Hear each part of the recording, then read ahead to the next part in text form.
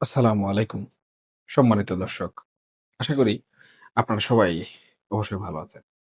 দেশের চলমান রাজনীতি, ক্ষমতার পালাবদল এবং ক্ষমতার মসনদে বসার পর রাজনৈতিক দলগুলোর যে মনস্তাত্ত্বিক পরিবর্তন ঘটে, তা নিয়ে আজকে আমরা একটু গভীরভাবে আলোচনা করার চেষ্টা করব। আপনারা যারা নিয়মিত রাজনীতির খোঁজখবর রাখেন, আপনারা নিশ্চয়ই বিভিন্নভাবে লক্ষ্য করেছেন যে একটি দল যখন দীর্ঘদিন ক্ষমতার বাইরে থাকে, তখন তাদের ভাষা, তাদের আচরণ এবং জনগণের প্রতি তাদের যে প্রতিশ্রুতিগুলো থাকে, ক্ষমতায় যাওয়ার পর খুব অদ্ভুতভাবেই কিন্তু তারা সবকিছু পাল্টে যেতে শুরু করে।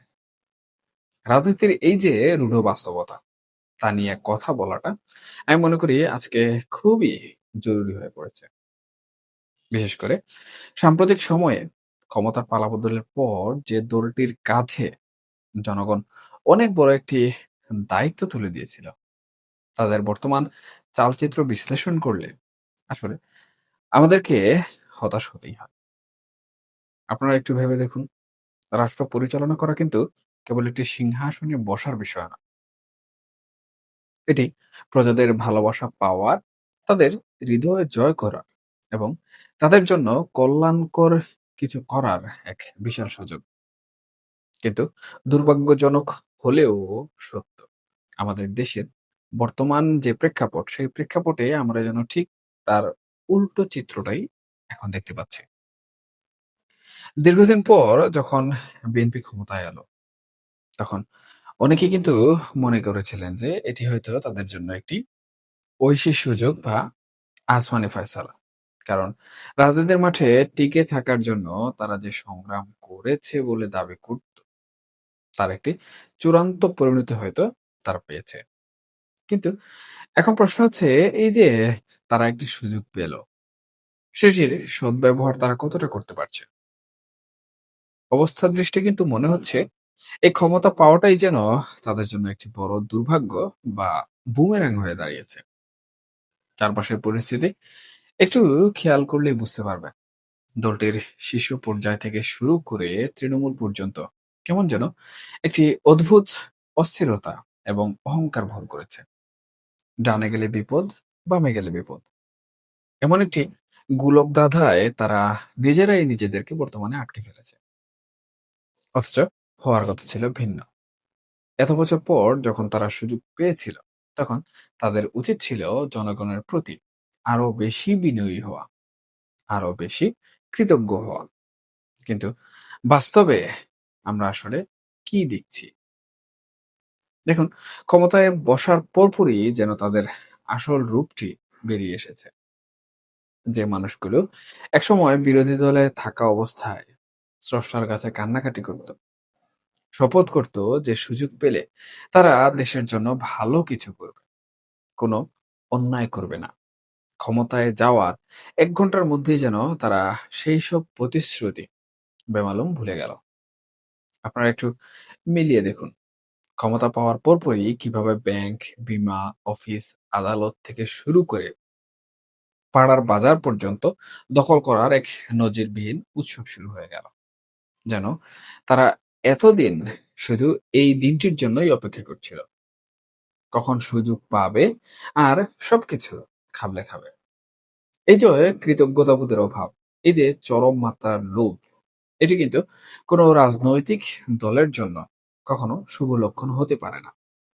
তাদের চলাফেরা, কথাবার্তা এবং বডি ল্যাঙ্গুয়েজ দেখলে মনে হয় যেন তারা অনন্তকাল ধরে ক্ষমতায় আছে এবং অনন্তকাল ধরেই থাকবে।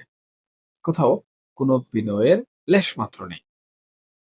অথবা দেশের সাধারণ মানুষ এসব নিয়ে যে চিন্তা করছে, এসব নিয়েও তারা ভাবছে না। এখন আসুন একটু দেশের অর্থনীতির দিকে আমরা তাকাই।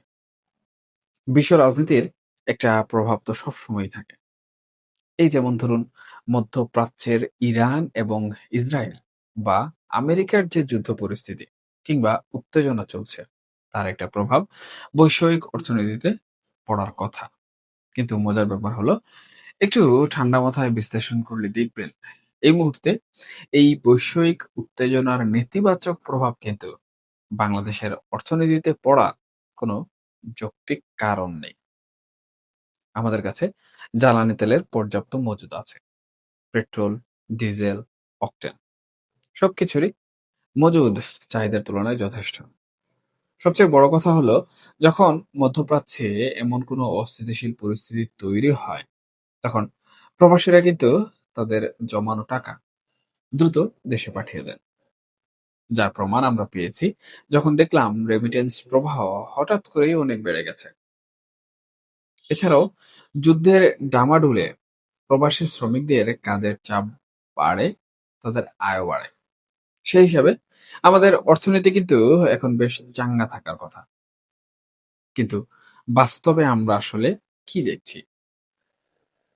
সবকিছু অনুকূলে থাকার পরও সাধারণ মানুষের মনে চরম আতঙ্ক বিরাজ করছে। পেট্রোল পাম্পগুলোতে মানুষের উপচে পড়া ভিড়। সবাই মনে করছেন এই বুঝি সব শেষ হয়ে গেল। সরকার বারবার কিন্তু আশ্বাস দিচ্ছে, মোবাইল কোর্ট বসাচ্ছে, মিডিয়াতে প্রচার চালাচ্ছে। কিন্তু কিছুতেই মানুষের বিশ্বাস আসলে অর্জন করতে পারছে না। কেন পারছে না? কারণ এই সরকারের প্রতি মানুষের আস্থা তলানিতে গিয়ে ঠেকেছে। মানুষ তাদের কোনো কথাই আর বিশ্বাস করতে চাইছে না। আর একটি সরকার যখন জনগণের আস্থা হারিয়ে ফেলে, তখন তার কাছে যত সম্পত্তি থাকুক না কেন, দেশ চালানো কিন্তু অসম্ভব হয়ে পড়ে। মানুষ দেখছে যে সরকার পরিচালনা করছে এমন কিছু মানুষ যাদের আসলে রাষ্ট্র চালানোর কোনো যোগ্যতাই নেই। তারা না বুঝে রাষ্ট্রের কোন জায়গায় কোন কাজ করতে হবে, না বুঝে রাষ্ট্রের কোন কাজটি আগে করতে হবে। এই যে একটি বিশাল সমস্যা, এই সমস্যা থেকে জনগণ কিন্তু বুঝে গেছে যে এই সরকারের কাছ থেকে তাদের যে আশাগুলো রয়েছে, সেই আশাগুলো কখনোই বাস্তব রূপ নেবে না।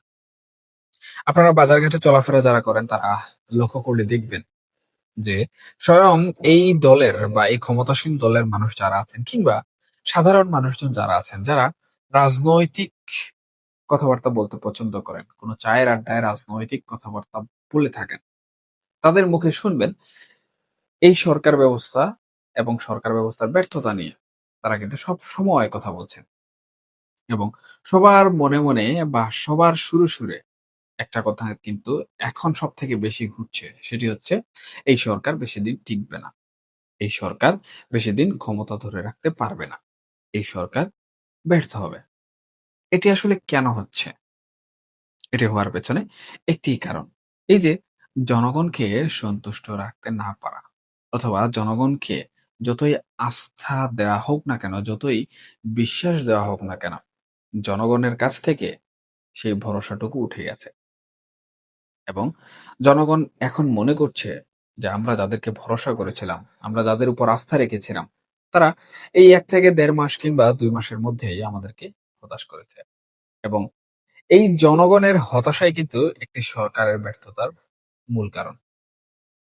এই সরকারের বা একটি সরকারের পতনের মূল কারণ। এ প্রসঙ্গে যদি আমরা আওয়ামী লীগের বিষয়টি টেনে আনি, তাহলে দেখবেন আওয়ামী লীগ পতনের পূর্বের কয়েক বছর তাদের মধ্যে যে পরিমাণ অহংকার ছিল, যে পরিমাণ অহমিকা ছিল, তারা মনে করত তারাই সবকিছু। তাদের উপর আর কিছু নেই।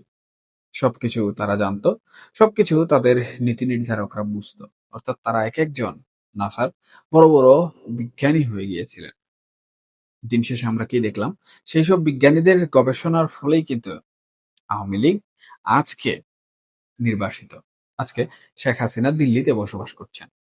কিন্তু এই যে গবেষণা, এই গবেষণাটা যদি দেশের মানুষের ম্যান্ডেট নিয়ে করা হতো, এই নাসার বিজ্ঞানীরা যদি ক্ষমতায় থাকা অবস্থায় দেশের মানুষের আস্থা অর্জন করতে পারত, আস্থা অর্জন করার চেষ্টা করত, নিজেকে সবজান্তা সংশয়ের মনে না করত, তাহলে আমার দৃঢ় বিশ্বাস আজকে এখন পর্যন্ত আওয়ামী লীগ এবং শেখ হাসিনার হাতেই বাংলাদেশ নিরাপদ থাকত।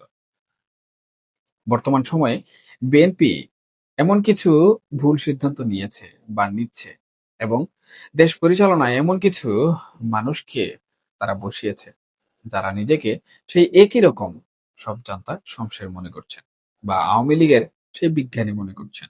দেখুন সুপ্রিয় দর্শক, রাষ্ট্র কিন্তু কোনো গবেষণাগার নয়, রাষ্ট্রের জনগণ কোনো গবেষণার বস্তুও নয় যে আপনি নতুন প্যাটার্ন তাদের উপর টেস্ট করবেন অথবা নতুন প্যাটার্ন এই জনগণকে আপনি চেখে দেখাবেন। রেজাল্ট কি আসবে সেটার অপেক্ষা করবেন এবং নিজেকে একদম এত বড় মাপের সায়েন্টিস্ট মনে করবেন যে এই রাষ্ট্রযন্ত্রে আপনি যে গবেষণাই করবেন জনগণের উপর দিয়ে সেই গবেষণার ফলাফল আপনার পক্ষেই যাবে। দেখুন জনগণ যখন সম্পূর্ণভাবে আস্থা হারিয়ে ফেলে তখন তারা কিন্তু এই গবেষণাগুলোকে আর কখনোই পাত্তা দেয় না। জনগণ আসলে বেশি কিছু চায় না। জনগণ শান্তি চায়। জনগণ খাদ্যপণ্যের সংকট থেকে নিজেদের নিরাপদ রাখতে চায়। জনগণ স্বাস্থ্য খাতে উন্নত সেবা চায়। জনগণ তাদের মৌলিক চাহিদাগুলি কিন্তু পূরণ করতে চায় এবং দেশকে স্থিতিশীল অবস্থায় দেখতে চায়। আর সবথেকে গুরুত্বপূর্ণ যে বিষয় সেটি হচ্ছে সরকারকে যখন তারা বসায় এবং সরকার যখন বসার পূর্বে তাদের কাছে বিভিন্ন ধরনের আশার বাণী শোনায়। ক্ষমতায় বসার পর সেই সরকার যদি সেই আশার বাণী ভুলে যায় বা জনগণকে হতাশ করে, তাহলে জনগণ কিন্তু সেই গবেষণায় একবার সায় দিলেও, ২ বার সায় দিলেও, ৩য় বার কিন্তু আর কখনো সায় দেয় না। আর জনগণ যখন সায় দেয়া বন্ধ করে দেয়, তখন সেই সরকারের ভিত্তি একদম তলানিতে গিয়ে ঠেকে। সেই সরকার অত্যন্ত দুর্বল সরকার হয়ে যায়। অত্যন্ত নড়বড়ে সরকার হয়ে যায়। এবং বর্তমান সময়কার যে পরিস্থিতি সংসদ থেকে শুরু করে পাড়ার চায়ের দোকান, সব জায়গায় আপনি যদি লক্ষ্য করেন, তাহলে দেখবেন এই সরকারের যারাই আছেন, ক্ষমতাধর বা ক্ষমতাসীন, তারা যেভাবে ডাকডোল পিটানো শুরু করছেন, আওয়ামী লীগ আমলের নেতাকর্মীদের মতো যেভাবে নিজেদের বাঘ মনে করা শুরু করেছেন, তাতে কিন্তু সব জায়গায় জনগণ হতাশ হচ্ছেন এবং জনগণ তাদের যে আশা আকাঙ্ক্ষা সেগুলো থেকে মুখ ফিরিয়ে নিচ্ছেন। এবং আওয়ামী লীগের আমলে যেভাবে একই রকম, একই কায়দায় নেতাকর্মীদের অহংকার, অহমিকা তাদের পতন ডেকে এনেছিল। একই কায়দায় বিএনপিও অদূর ভবিষ্যতে যদি কখনো জনগণের ক্ষোভ আরো বাড়তে থাকে, জনগণের হতাশা আরো বাড়তে থাকে, তাহলে একই কায়দায় আওয়ামী লীগের পথে তাদেরকে হাঁটতে হবে। এর জন্য দেখবেন সংসদ থেকে শুরু করে পাড়ার চায়ের দোকান পর্যন্ত এই বিষয়গুলো নিয়ে যখন কথা হয়, তখন প্রত্যেকটি বিষয়ে বিএনপি বা বর্তমান সরকার কিন্তু অনেক বেশি আতঙ্কে থাকে এবং আতঙ্কে থাকার কারণে তারা অনেক ভুল সিদ্ধান্ত নিতে শুরু করে। আর ভুল সিদ্ধান্ত কখনোই কিন্তু রাজনীতিতে দীর্ঘমেয়াদী ভালো ফলাফল নিয়ে আসে না। এটা বাংলাদেশের ইতিহাস ঘাঁটলে আপনি, আমি সবাই কিন্তু খুব ভালো করে বুঝতে পারি। সংসদে যেমন বিরোধী দলকে বর্তমান সময়ে বর্তমানের সরকার খুব ভয় পায়, ঠিক একইভাবে পাড়া মহল্লায় কিংবা চায়ের দোকানে বিরোধী দলের রাজনৈতিক কোনো ব্যক্তিকে দেখলে একইভাবে তারা আতঙ্কিত থাকে, তারা ভয় পায়। এখন নির্বাসিত আওয়ামী লীগ হোক কিংবা সংসদের বর্তমান বিরোধী দল জামাতে ইসলাম অথবা এনসিপি হোক এবং বিএনপির বর্তমান সময়ে যে ডামাডোল বাজানোর কর্মকাণ্ড প্রত্যেকটি জায়গায় শুরু হয়েছে, তাতে করে তারা এই রাজনৈতিক ডামাডোলের কারণেই তারা কিন্তু একসময় অনেক বেশি কান্নার রোল তুলবে। এবার প্রশাসনের দিকে একটু তাকাই। সেখানে তাকালেও আমরা একই চিত্র কিন্তু দেখতে পাই। চরম স্বজনপ্রীতি এবং অযোগ্য লোকদের দিয়ে গুরুত্বপূর্ণ সব পদ ভরিয়ে ফেলা হয়েছে। এমন অনেক মানুষকে মন্ত্রী বা বড় পদে বসানো হয়েছে যাদের সাথে রাজনীতির বা দেশের সাধারণ মানুষের কোনো সম্পর্কই নেই। কেবলই আত্মীয়তার জুড়ে অথবা দলের ভেতরের কোন্দল মেটাতে বা কাউকে সাইজ করার জন্য আরেকজনকে ক্ষমতায় বসানো হচ্ছে। এই যে অযোগ্য লোকদের হাতে ক্ষমতা, এর ফলে আসলে কি হচ্ছে? দেখুন সুপ্রিয় দর্শক, সরকারি কাজকর্মে চরম স্থবিরতা নেমে এসেছে। কোনো কাজেই কিন্তু কোনো গতি নেই। কোনো বরকত নেই। যারা এইসব পদে বসেছেন, তারাও কিন্তু শান্তিতে নেই। কারণ তারা ভালো করেই জানেন যে যোগ্যতার ভিত্তিতে তারা এই পদ পাননি। ফলে তাদের ভেতরেও এক ধরনের চাপা ভয় এবং দীর্ঘশ্বাস কিন্তু কাজ করছে। আর গুটি কয়েক মানুষ যারা এই পুরো সিস্টেমটাকে নিয়ন্ত্রণ করছে, তারা কিন্তু কেবল নিজেদের আখের গুছাতেই ১ম থেকে ব্যস্ত হয়ে পড়েছে। আমি যদি আপনাদেরকে একটি সহজ প্রশ্ন করি, আপনারা একটু নিজেদের বিবেককে জিজ্ঞেস করে দেখুন তো, বর্তমান শাসক দলের এমন কোনো নেতা বা কর্মীকে কি আপনারা চেনেন? যাকে দেখে আপনার মনে হয় যে এই লোকটি আসলে সৎ। যাকে দেখে মনে হয় যে সে অন্যের হক নষ্ট না করে নিজের ঘাম ঝরানো পরিশ্রমে অর্জিত অর্থে জীবনযাপন করছে। যার কথায় এবং কাজে কোনো ভণ্ডামি নেই। যে চাঁদাবাজি করে না, মাস্তানি করে না। আমি নিশ্চিত এমন মানুষের নাম আপনার খুব বেশি মনে করতে পারবেন না। সাধারণ মানুষ এখন তাদের নেতাদের দিকে তাকিয়ে শুধু হতাশা দেখে। তারা দেখে কিভাবে চোখের সামনে মিথ্যা বলা হচ্ছে, কিভাবে প্রকৃতপক্ষে মিথ্যা দিয়ে মিথ্যা বানানো হচ্ছে। দেখুন, রাজনৈতিক বিশ্লেষক কিংবা পর্যবেক্ষক যেটাই বলুন না কেন, সেই হিসাবে আমার কাছে মনে হয় এই যে চরম অবক্ষয়, এই যে সুযোগ পেয়েও তার অপব্যবহার করা, এর পরিণতি কিন্তু খুব একটা সুখকর হবে না। একটি দল যখন স্রষ্টা কিংবা সৃষ্টিকর্তা দেওয়ার সুযোগ খেয়ে এমন হেলায় হারায়, মানুষের আস্থার সাথে বেইমানি করে, তখন তাদের পতন খুব বেশি দূরে থাকে না। আজকের এই বিশৃঙ্খল পরিস্থিতি, অর্থনীতিতে এই কৃত্রিম সংকট, মানুষের এই যে অবিশ্বাস, এসব কিছুই কিন্তু তাদের সেই চরম পরিস্থিতির দিকেই ইঙ্গিত করছে।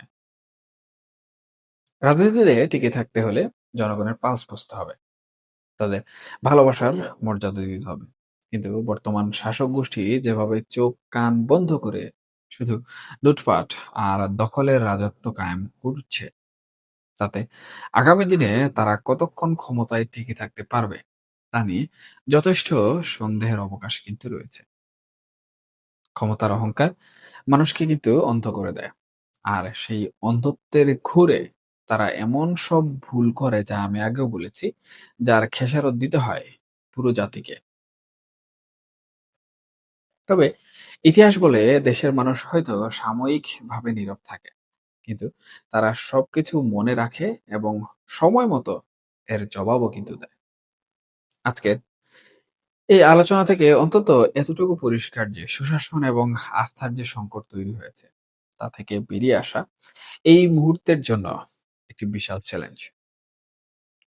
রাজনীতিকে যদি সত্যিকার অর্থেই মানুষের কল্যাণে ব্যবহার করা না যায়, তবে সেই রাজনীতির কোনো মূল্য নেই।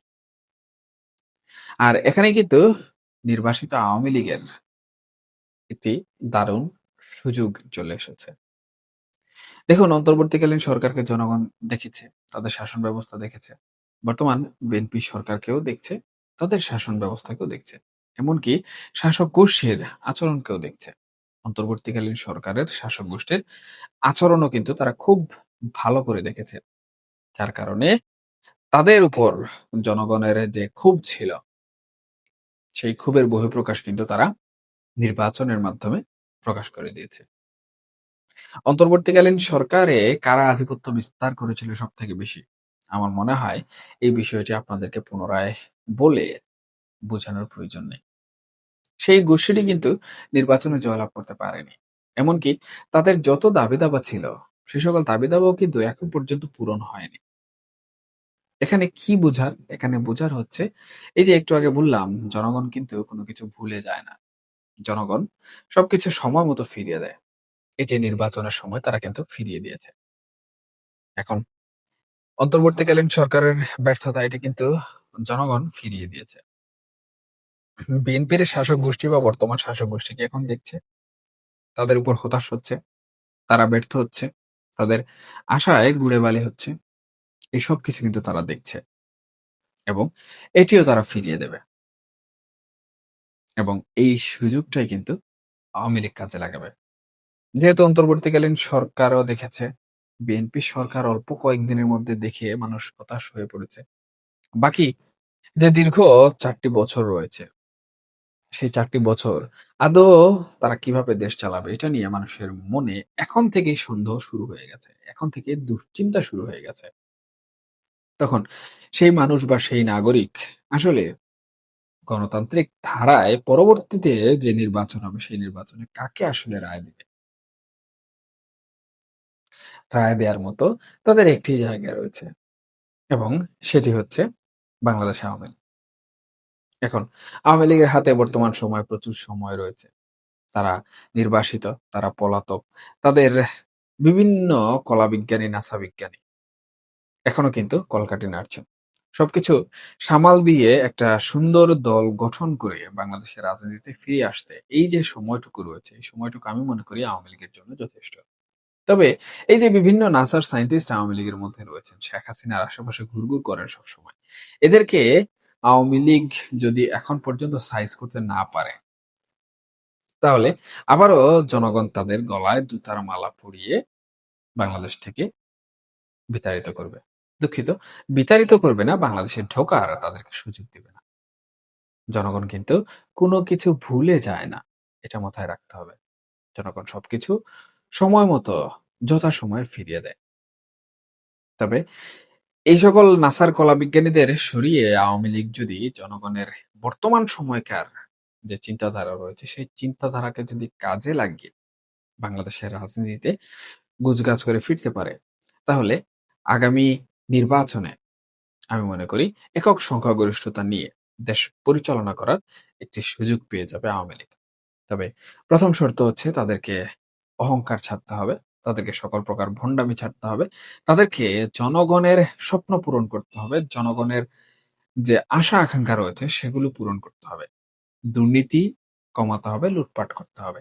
এমনকি তারা যদি বর্তমান সময়ে তাদের অপরাধের জন্য, তাদের পাপের জন্য একে কোন লাইভ টেলিকাস্টের মাধ্যমে দেশবাসীর কাছে এসে হাত জোড় করে ক্ষমা চায়, তাহলে আমি মনে করি এই অল্প কয়েকদিনের মধ্যে, বেশি দিন লাগবে না, এই অল্প কয়েকদিনের মধ্যে আওয়ামী লীগকে এমনকি শেখ হাসিনাকে বাংলাদেশের মানুষ ওয়েলকাম করবে।